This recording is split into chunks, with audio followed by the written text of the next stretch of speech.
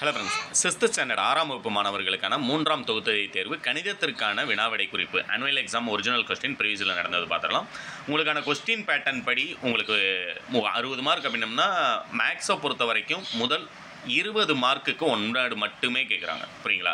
உங்கள் புக்கில் இருக்கக்கூடிய 4 பார்ட் இருக்குது இல்லைங்களா? சரியான விடை தேர்ந்தெடுத்து எழுதுக, கோடிட்ட இடத்தை நிரப்புக, சரியா தவறா என எழுதுக, பொறுத்துக. இது 4ல் இருந்தோம். அப்போ இந்த 20 மார்க் நீங்கள் ஸ்கோர் பண்ணுறதுக்கு உங்களுடைய 4 சாப்டரில் இருக்கக்கூடிய 3 சாப்டரில் இருக்கக்கூடிய புக் பேக் எல்லாத்தையும் தரவு பண்ணியிருந்தீங்க அப்படின்னா அந்த 20 மார்க் வாங்கிடலாம். அதுக்கு அடுத்தபடியாக 2 மார்க் கொஸ்டின் இதில் இருக்கக்கூடியது 100% நாளை மறுநாள் நடக்கக்கூடிய எக்ஸாமுக்கும் உங்களுக்கு ஹெல்ப்ஃபுல்லாக இருக்கக்கூடியது. 16ஆம் தேதி எக்ஸாம் எழுத போகிறீங்க இல்லையா? அதனால் முடிஞ்ச அளவுக்கு இந்த வீடியோ உங்களுடைய ஃப்ரெண்ட்ஸ்க்கு ஷேர் பண்ணுங்கள். இது எல்லாத்தையுமே நல்லா ப்ராக்டிஸ் பண்ணிக்கோங்க. தகா பின்னமாக மாற்றுக, கூடுதல் காண்க.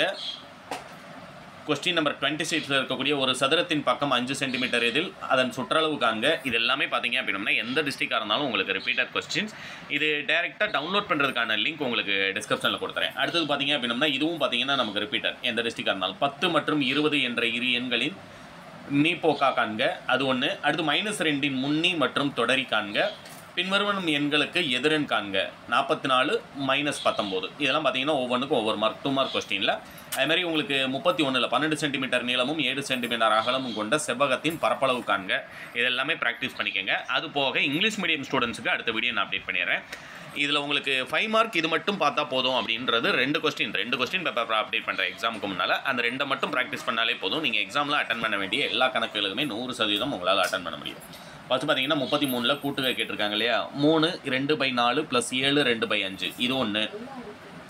அடுத்தது பார்த்தீங்கன்னா 34 35 கொடுக்கப்பட்டுள்ள முழுக்களை இறங்கு வரிசையில் எழுதுக. 14 27 15 -14 -9 0 11 -17 இந்த சம் ஒன்று.